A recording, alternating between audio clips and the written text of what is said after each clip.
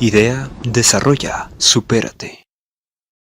Los invito a ver este video. Hoy les hablaré de... Para poder realizar una tabla de frecuencias es necesario tener los valores que se han escogido de la muestra organizados en una tabla, incluyendo los valores que se repiten. Por ejemplo, vemos la siguiente tabla que trata sobre el porcentaje de algodón usado en la fabricación de camisas. En esta tabla hay una serie de valores que no están ordenados. También observamos que algunos valores se repiten. Como sabemos, estos valores fueron tomados de una base de datos que contienen otras variables cualitativas y cuantitativas, y por esta razón se agrupa solo los valores que pertenecen a la variable del porcentaje de algodón, para concentrarnos en el estudio de esta muestra. El siguiente paso es buscar sus intervalos. Para ello, empezamos buscando el rango. El rango es la diferencia entre el valor mayor y menor de la muestra, que para este caso nos dio un valor de 5.8. Luego, se define el número de clases, conocido también como la variable de categoría. Para esto se usa la ecuación que se mira allí, donde n es el tamaño de la muestra, es decir, es el número total de las variables de esa tabla. Si el resultado no es un entero, entonces se redondea la cifra al número más próximo. La amplitud del intervalo nos permite hallar un nuevo rango, si el anterior no es un entero o si este rango requiere un ajuste. Si el resultado obtenido de esa operación no es un entero, se redondea la cifra al valor más próximo. El valor del nuevo rango está definido por el producto entre la amplitud y el número de clase.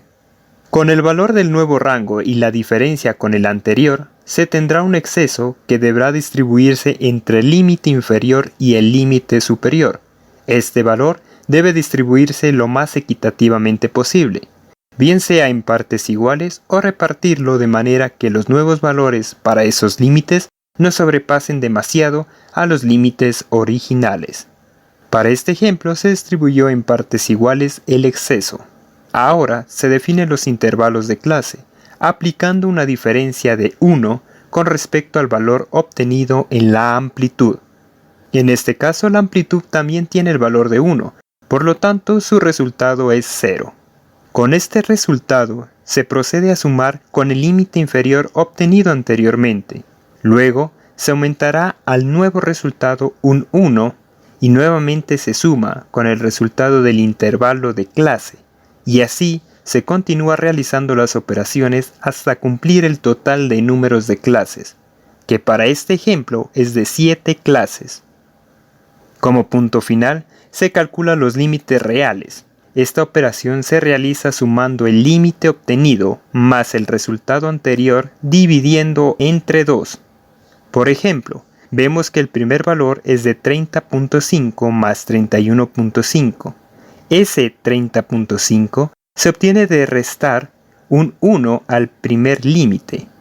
Para el segundo caso, será el resultado obtenido anteriormente, que es de 31.5, más el límite obtenido, que en este caso es de 32.5. Estos valores se distribuyen en una tabla como podemos observar en la imagen. La frecuencia será la suma de las variables que están entre esos rangos. Para ello se organizó las variables de manera ascendente y luego se sumó por partes las variables que pertenecen a los rangos del intervalo de clase. En la primera fila vemos que el rango de valores está entre 31 y 32. Si vemos las variables de la muestra, no hay ningún valor que esté ubicado entre esos rangos. Para el caso del intervalo 32 y 33 observamos que hay 6 variables, y así seguimos para el tercer caso donde vemos 12 variables, y continuamos con los demás intervalos hasta completar la tabla. La frecuencia relativa se calcula dividiendo la frecuencia entre el tamaño de la muestra multiplicado por 100. Para la primera fila sería 0 dividido entre 64 por 100, lo que nos da 0%. Para la siguiente fila sería 6 entre 64 por 100, lo que nos da como resultado 9.37%. La frecuencia absoluta acumulada es la suma entre el valor de la frecuencia anterior más la frecuencia actual.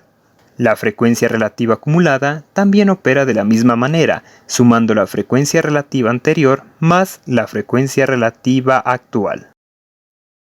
De esta manera, llegamos al final del vídeo. Gracias por acompañarme. Y no lo olvides, comparte tu experiencia, construye conocimientos, descubre más, suscríbete.